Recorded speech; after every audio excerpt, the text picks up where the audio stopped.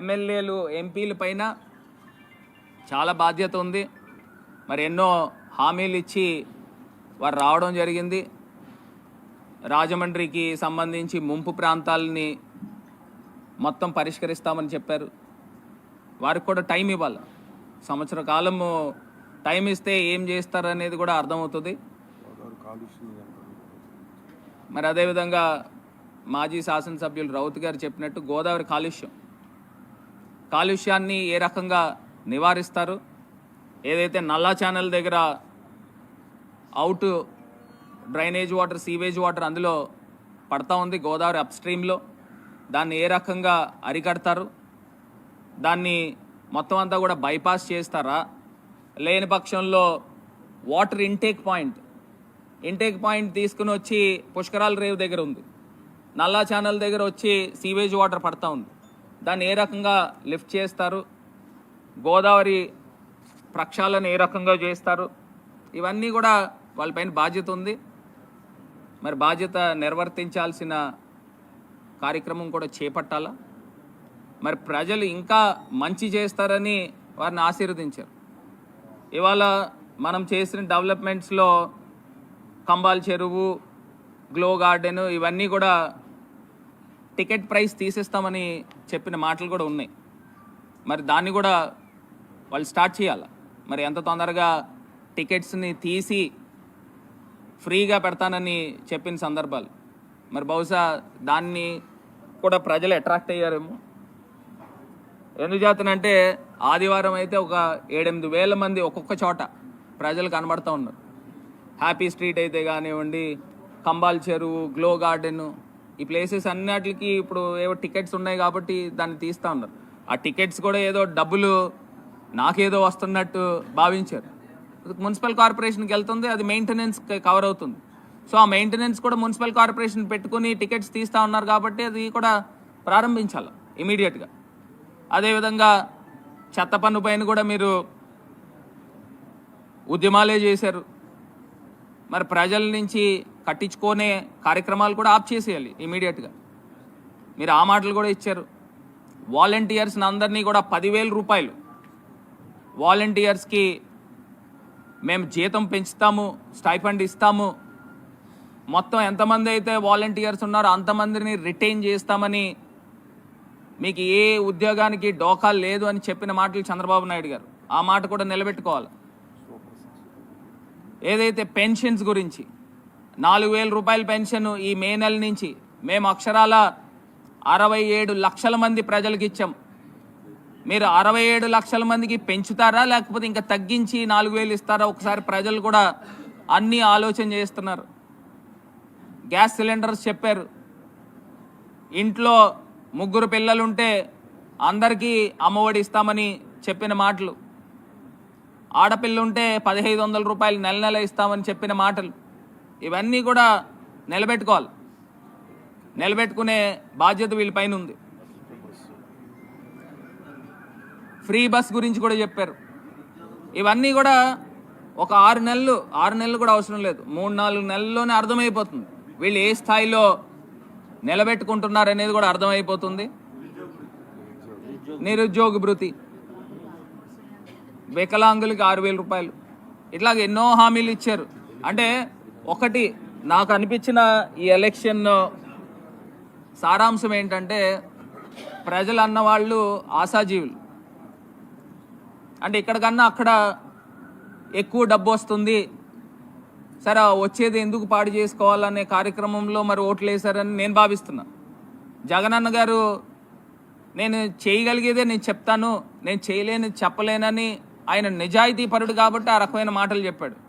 మరి వీరు ఎక్కడి నుంచి డబ్బు తీసుకుని వచ్చి చేస్తారనేది కూడా ఒకసారి వాళ్ళకు కూడా టైం ఇవ్వాలి కాబట్టి టైం ఇస్తూ ఉన్నాం. చూడండి 6 నెలల కాలంలో ఏ మేరకు వీళ్ళు నిలబెట్టుకుంటారు ఈ సంక్షేమం అనేది ఒకసారి ఆలోచన చేద్దాం, చూద్దాం. అదేనా నేను అది కూడా చెప్పాను, 4,000 రూపాయలు ప్లస్ 3,000 కలిపి 7,000 ఇస్తా ఉన్నారు.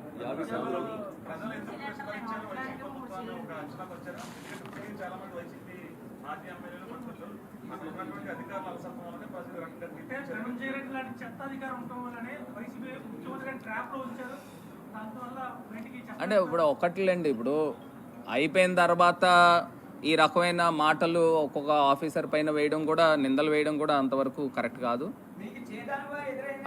ఒకటి అది కరెక్ట్ కాదు.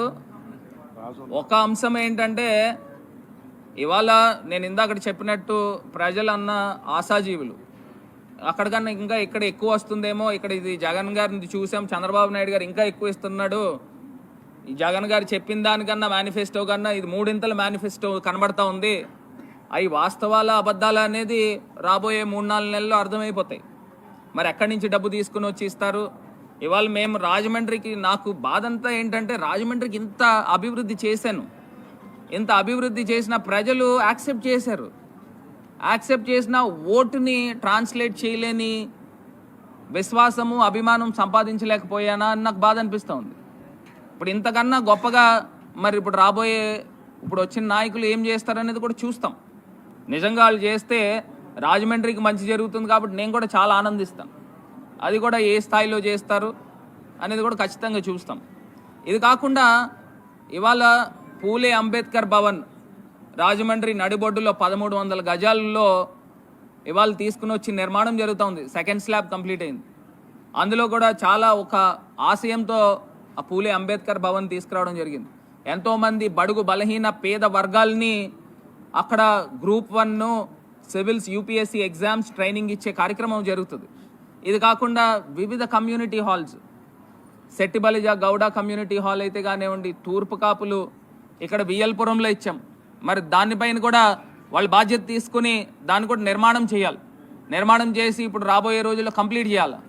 ఇది కాకుండా పద్మశాలి కమ్యూనిటీ హాల్ అక్కడ ఆర్ఎండ్బి కాలనీ దగ్గర ఇవ్వడం జరిగింది. తూర్పు కాపులకి అక్కడ ఆర్ఎండ్బి కాలనీ దగ్గర స్థలం కేటాయించడం జరిగింది. యాదవాస్కి స్థలం కేటాయించడం జరిగింది క్వారీ రోడ్ దగ్గర. క్వారీ రోడ్డు పైనే ఎస్సీ అంబేద్కర్ భవన్కి అక్కడ స్థలం కేటాయించడం జరిగింది. శ్రామిక భవన్ క్వారీ దగ్గరే స్థలం కేటాయించడం జరిగింది. ఇన్ని కమ్యూనిటీ హాల్స్కి ఈ రకంగా మనం కేటాయించాము. సో ఖచ్చితంగా వాళ్ళపైన బాధ్యత ఉంది, అవన్నీ కూడా కంప్లీట్ చేయాల్సిన బాధ్యత.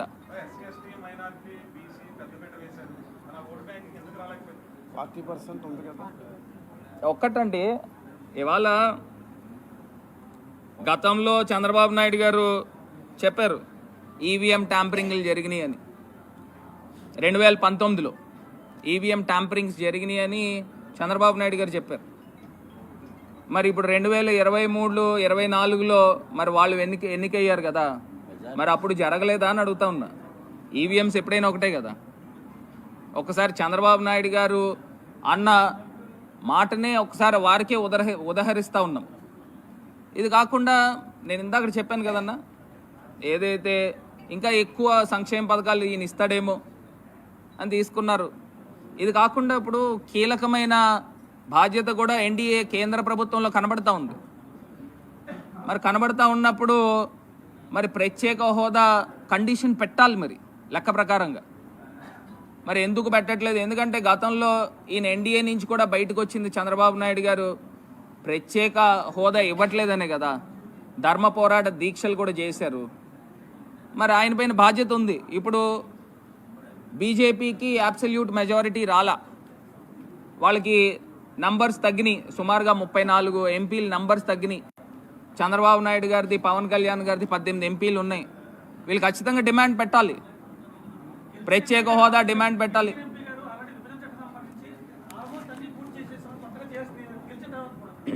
ఎవరన్నారండి? అది మరి మనకే తెలియాలండి. ఇప్పుడు దుగ్గిరాజపట్నం పోర్టు ఏమైందండి? రామాయపట్నం పోర్టు తీసుకున్నారు, అది కంప్లీట్ అయిందా? వెనకబడిన జిల్లాలకి ప్యాకేజీలు ఇచ్చారా?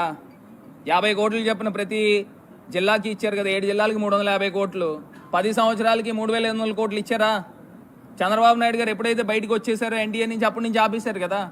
మరి ఎక్కడ పూర్తయినట్టు? సుమారుగా నాకు తెలిసి వాళ్ళు ఇచ్చిన దాంట్లోనే 2,000 కోట్ల పైనే రావాలి వెనకబడిన జిల్లాలకి. పోలవరం ప్రాజెక్ట్ సంబంధించి రివైజ్డ్ కాస్ట్ ఎస్టిమేషన్ని అప్రూవ్ చేశారా? ఇట్లా చాలా ఉన్నాయి. అదేవిధంగా హైదరాబాద్ క్యాపిటల్ సిటీని కూడా మరి విభజన జరగల, ఆస్తులు ఇంకా రాలా, అవి కూడా రావాల్సినవి ఆంధ్రప్రదేశ్ రాష్ట్రానికి ఉన్నాయి. అంటే 10 సంవత్సరాలు అయింది, ఇంకా దీన్ని ఎక్స్టెన్షన్ చేయాలి, ఖచ్చితంగా చేయాలి. సో ఇవన్నిటిపైన కూడా మరి ఇప్పుడు తెలుగుదేశం పార్టీ కీలకంగా కేంద్ర ప్రభుత్వంలో ఉన్నారు కాబట్టి ఈ కండిషన్స్ పెట్టాలా, ఖచ్చితంగా పెట్టాలి, పెట్టి ఇవన్నీ కూడా సాధించాలా. సో వాళ్ళపైన వాళ్ళ భుజస్కంధాలపైన ఉన్నాయి. ఎందుకంటే ప్రజలు క్లీన్ మ్యాండేట్ ఇచ్చారు కాబట్టి సో ఖచ్చితంగా ఇవన్నీ కూడా సాధించాలి. ఈ కండిషన్స్ పెడితేనే కదా ఆంధ్ర రాష్ట్రానికి న్యాయం జరిగేది.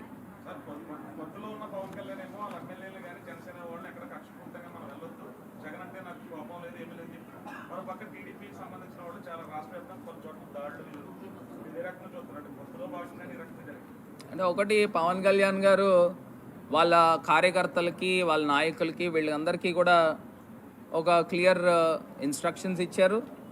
మరి ఆయన కూడా ఒక పరిణితి చెందిన నాయకుడి కింద కనిపిస్తూ ఉన్నారు. సో ఆయన వర్క్ చేస్తూ ఉన్నాడు, వాళ్ళ కార్యకర్తలు వాళ్ళని ఫాలో అవుతూ ఉన్నారు. మరి ఇదే తెలుగుదేశం పార్టీ వాళ్ళు ఎక్కడ పడితే అక్కడ విధ్వంసాలకి చేస్తూ ఉన్నారు. మరి ప్రజలు అన్నీ అబ్జర్వ్ చేస్తూ ఉన్నారు. ఇప్పుడు మా పైన రకరకాల నిందలు వేశారు కదా, మరి ఇప్పుడు వాళ్ళు చేసే కార్యక్రమం ఏంటి అంటే ఇప్పుడు వాళ్ళు చేస్తున్నారనే కదా.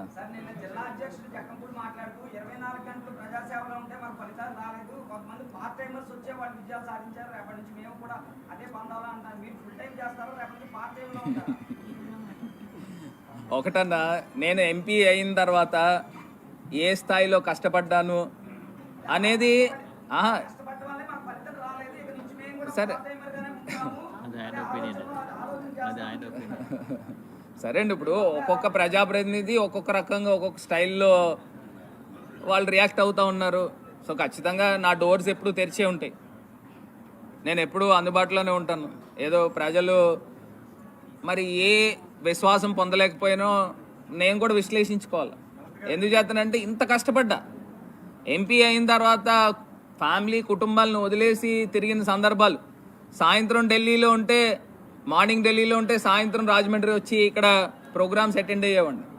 ఆ రకంగా ఒక రోలింగ్ స్టోన్ కిందన తిరిగినాము. సో ప్రజలు మరి ఆశీర్వదించలే.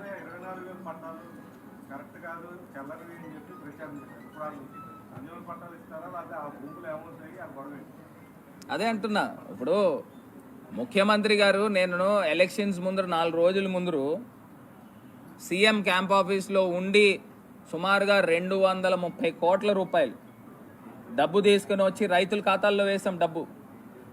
మరి ఆ డబ్బు తీసుకుని వచ్చి రాష్ట్ర వ్యాప్తంగా జగన్మోహన్ రెడ్డి గారు ఏ రకంగా అయితే స్థలాలు ప్రజలకి ఇచ్చారో అదే తరహాలో ఇక్కడ కూడా ఇచ్చాం. సో ఖచ్చితంగా ఇవన్నీ ఇప్పుడు ప్రభుత్వాలు మారినంత మాత్రాన డబ్బు ప్రజాసొమ్మే కదా ఇవి ఇచ్చినవన్నీ కూడా. సో ఖచ్చితంగా ఇళ్ళు నిర్మాణం చేయాలి, అవి గృహప్రవేశాలు చేయాల్సిన బాధ్యత ఇప్పుడు కొత్తగా వచ్చిన ప్రభుత్వం పైన ఉంటుంది 100%. ఎందుకు చేతనంటే రాజమండ్రికి సంబంధించి సుమారుగా 38,000 మందికి పట్టాలు ఇచ్చాం. సో ఇవన్నీ కూడా వాళ్ళపైన బాధ్యత ఉంది. అట్లా కాదండి, ఇప్పుడు డబ్బు రైతు ఖాతాల్లో వేసాం కదా, భూమి గవర్నమెంట్ హ్యాండ్ ఓవర్లో ఉంది కదా, మరి భూమి ఉంటున్నప్పుడు ఇంకా ఫేక్ ఎందుకు అవుతుంది? ఇప్పుడు నిజంగా వాళ్ళు మార్చేసుకుని కొత్త వాళ్ళకి ఇవ్వాలంటే ఇచ్చుకోవచ్చు, వాళ్ళ కార్యకర్తలకు ఇచ్చుకోవాలి లేదా వాళ్ళ అభిమానులకి ఇచ్చుకోవాలని అంటే వాళ్ళు మార్చుకోవాలి. వాళ్ళు మార్చుకోవాలి. మేము నిస్వార్థంగా తెలుగుదేశం పార్టీయా లేకపోతే జనసేన పార్టీయా వాళ్ళ మద్దతుదారులా మేము ఎక్కడ కూడా చూడలే. పేదరికం ఒకటే కొలమానం, ఆ రకంగా ఇచ్చాము. అందరికీ కూడా సింపథైజర్స్, ఏ పార్టీ సింపథైజర్ అయినా కూడా చూడాలి, అందరికీ ఇచ్చాం. మరి అది వాళ్ళు నిలబెట్టుకోవాలి ఖచ్చితంగా అండి. ఇప్పుడు జగనన్న వారియర్స్ అండి మేమంతా కూడా. జగనన్న ఇవన్నీ రకరకాల మాటలు, ఏమీ శాంటిటీ ఉందండి మాటలకి. సో ఖచ్చితంగా జగనన్నతోనే మా ప్రయాణం ఎప్పుడు కూడా, జగనన్నతోనే ప్రయాణం. ఎందుకంటే మీకు రాబోయే 3-4 నెలలు అర్థమైపోతాయి. ఎందుకంటే ప్రజలందరూ కూడా చాలా ఎక్కువ చంద్రబాబు నాయుడు గారి పైన నమ్మకం పెట్టుకున్నారు. ఈయన ప్రతి ఇంటికి అమ్మఒడి 3 ఉంటే 3కి ఇచ్చేస్తాము, మహిళలకి 1,500 ఇస్తాము, నిరుద్యోగ భృతి ఇస్తాము, వికలాంగులకు 6,000 ఇస్తాము, 4,000 రూపాయల పెన్షన్ మే నెల నుంచి ఇస్తామని అంటే ఇక్కడ నిజంగా బహుశా ఇస్తారేమో అని ప్రజలు భ్రమపడ్డారు. సో ఈ రాబోయే 2-3 నెలలు అర్థమైపోతాయి ఏ స్థాయిలో ఇస్తారు, మేము ఎంతమంది జనాభాకి మేము సంక్షేమ పథకాలు ఇచ్చాము, వాళ్ళు ఎంతమంది జనాభాకి సంక్షేమ పథకాలు ఇస్తారు. అనేది అర్థమైపోతుంది.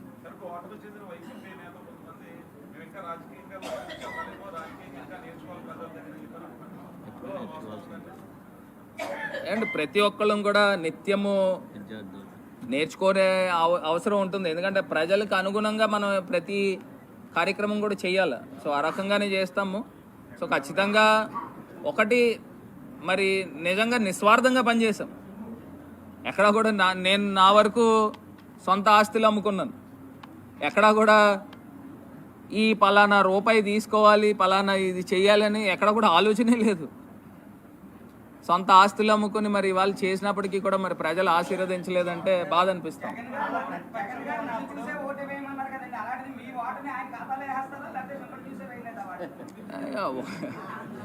ఒకటన్నా ఇప్పుడు నేను ఒకటే చెప్తున్నా, నేను ప్రజలకి రాజమండ్రికి ఇంత చేశాము, నన్ను చూసి ఓటు వేయండి, జగనన్న ఇన్ని సంక్షేమ కార్యక్రమాలు ఇచ్చారు, జగనన్నను చూసి ఓటేయండి అని అడిగాం. మరి ఇన్ని కార్యక్రమాలు ఇచ్చినప్పటికీ కూడా ప్రజల నుంచి ఇంకొక అంశము, ఇప్పుడు నిజంగా ఒకటి బాధాకరం ఏంటంటే, ఇప్పుడు కొత్తగా ఏర్పడిన ప్రభుత్వము కొన్ని టీవీ ఛానల్స్ని నిషేధం ప్రకటిస్తూ ఉన్నారు. అది ఆశ్చర్యం కలుగుతూ ఉంది. ఇప్పుడు రెప్యూటెడ్ సంస్థలైన TV9, NTVని కూడా టెలికాస్ట్ చేయకూడదు అని నిషేధం పెట్టడం ఏంటో. ఇప్పుడు నిజంగా ఒకే పార్టీకి కొమ్ము కాసే ఛానల్స్ ఉన్నాయి అనుకోండి, కొన్ని నిజంగా అనుకోవచ్చు. ఇది TV9, NTV లాంటి మీడియా సంస్థలు కూడా వాళ్ళు న్యూట్రల్గా ఉంటారు. మరి వాళ్ళని కూడా ఈ రకంగా చేశారంటే ఇంకా వాళ్ళకి భజన కొట్టే వాళ్ళకి ఛాన్సెస్ ఏమో అని అటా అని అనుకోవడం ఏనా?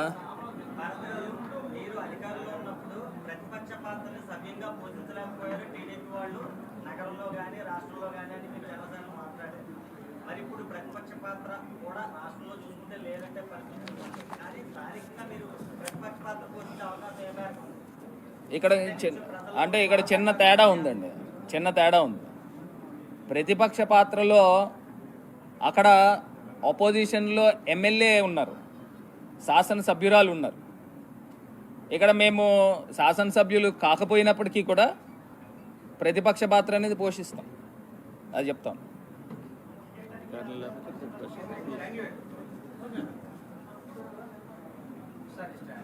ఇవాళ ఇంకొకటి ఫైనల్గా ఒక మాట,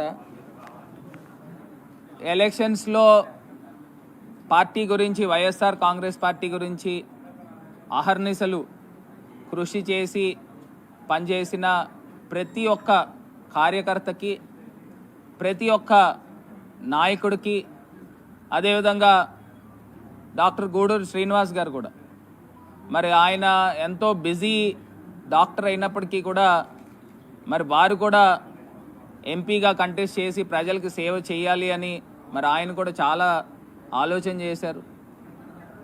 మరి అదేవిధంగా రౌతు సూర్యప్రకాష్ రావు గారు, శివరాం సుబ్రహ్మణ్యం గారు, అందరూ, అదేవిధంగా నాయకులు అందరూ కూడా పనిచేసాం, కష్టపడి పనిచేసాం. వారందరికీ కూడా కృతజ్ఞతలు తెలియపరుస్తూ మరి రాబోయే రోజుల్లో ఇప్పుడు మనం ప్రతిపక్షంలో ఉన్నాం కాబట్టి అందరం కూడా కలిసికట్టుగా పనిచేసి ప్రజాహితం కోసం, ప్రజలకి ఏదైతే ఈ ప్రభుత్వం హామీలు ఇచ్చారో అవి నిలబెట్టుకునే కార్యక్రమం ప్రతిపక్షంలో కూడా వేలెత్తి చూపించే కార్యక్రమం చేయాలి. ఎందుచేతనంటే ఎక్కడైతే వాళ్ళు చేయలేకపోతున్నారో దాన్ని ప్రశ్నించే కార్యక్రమం చేయాలి. సో అవి కూడా రాజమండ్రి నుంచి ఖచ్చితంగా మేమందరం కూడా కలిసికట్టుగా ముందుకు వెళ్తాము. ప్రభుత్వం ప్రజాహితం కోసం పనిచేయాలని ఆకాంక్షిస్తూ ఉన్నాము. అదేవిధంగా నేను అన్ని సామాజిక వర్గాలకు కూడా, ఇందాడ బీసీ సామాజిక వర్గాలు, అన్ని సామాజిక వర్గాలకు కూడా స్థలాలు కేటాయించాలి, వాళ్ళకి అందరికీ కూడా ఒక మంచి కమ్యూనిటీ హాల్స్ నిర్మాణం చేయాలని ఆలోచన చేశాం. దాంట్లో భాగంగా కాపులకు కూడా ఒక మంచి కమ్యూనిటీ హాల్ కేటాయించాలనే భావనతో అక్కడ ఆవులో కూడా ఒక 1800 గజాలు చూసాం. కాకపోతే అక్కడ రూరల్ ప్రాంతానికి రావడం వలన అది శాంక్షన్ కాపీ కొంత లేట్ అయింది. భవిష్యత్తులో కూడా కాపులకు సంబంధించి కూడా ఇప్పుడు వచ్చిన ప్రభుత్వం కూడా రాజమండ్రికి ఏర్పాటు చేయాలి. అన్ని సామాజిక వర్గాలకి కూడా ఒక సిటీ లెవెల్ కమ్యూనిటీ హాల్స్ మేము స్థలం కేటాయించింది గతంలో లాగా 50 గజాలు 100 గజాలు కాదు, 700 గజాలు 750 గజాలు అంత పెద్ద పెద్ద స్థలాలు కేటాయించాం. ఇవన్నీ కూడా నిర్మాణం చేయాల్సిన బాధ్యత వారిపైన. అదే రకంగా ముస్లిమ్స్ కూడా షాదీఖానా కూడా అక్కడ పాత కమేలా దగ్గర కూడా కేటాయించాం.